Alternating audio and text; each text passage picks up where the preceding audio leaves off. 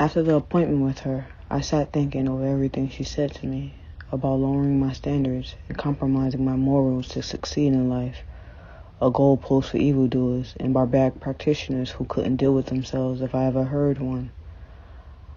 I always said to myself to be careful with my personal beliefs.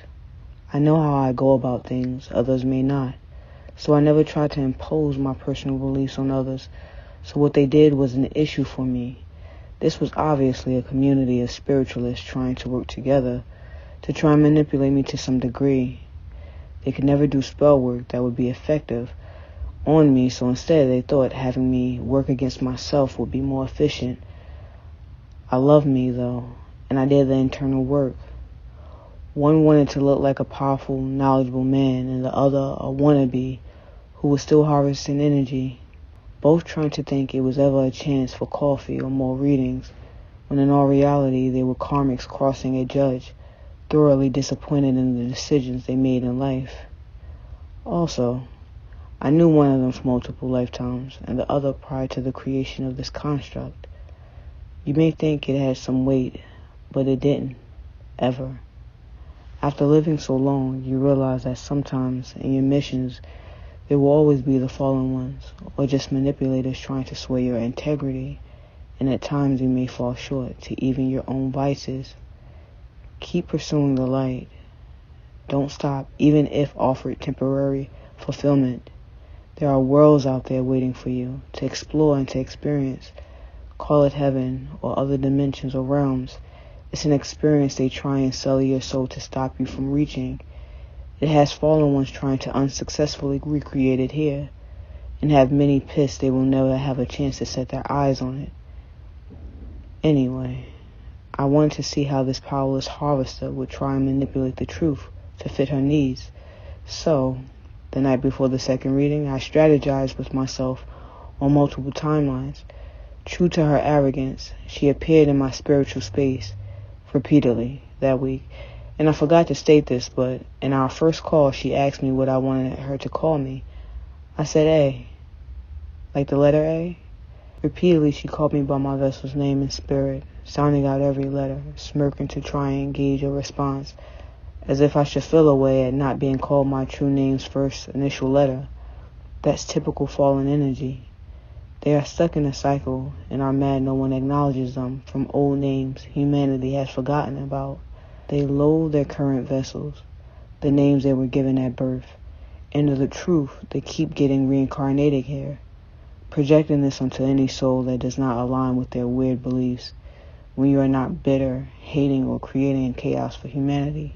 You want to relive the past so badly, but the moment is gone, and no matter what, they'll never have the natural power within them ever again. But she will repeatedly pop up in my personal space, saying my vessel's name. She even said I am the wounded child and would laugh repeatedly. I would just sit there in spirit and study the energy and how she did it so fluently. Again, I was my own teacher, and the different tactics always intrigued me.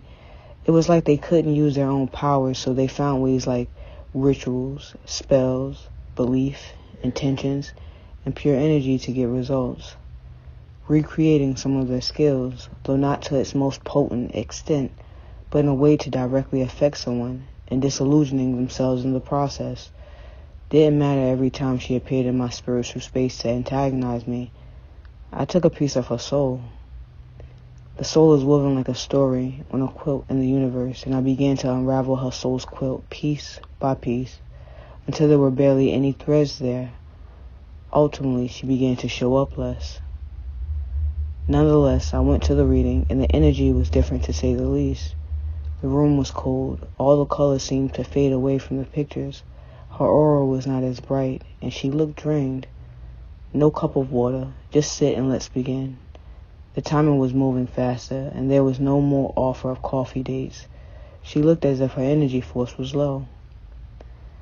My ancestors were in the room, me mugging her, and I sat nonchalantly to get through it quickly, though I knew it was pointless. I asked questions, but when we got to the end, it became awkward. I was ready to leave, but my ancestors were asking more questions, and she kept looking down. This time, though, I left feeling a weight being lifted off of me. Nowadays, I pass judgment without bringing the work home with me, but this was only my second time knowingly doing this, and the sensation was new and a bit saddening. A good friend would never reunite with her daughter, and that was a weight I would have to bear, but she was awful and diabolical. A year later, I would ascend and extend my reach into the multiverse. I came across a mother gardening. Comical to see the hardened warrior in such a relaxed state, collecting flowers, but I was nervous approaching her. To be at peace with the notion of the judgment I rendered, but she asked to let her live a bit longer.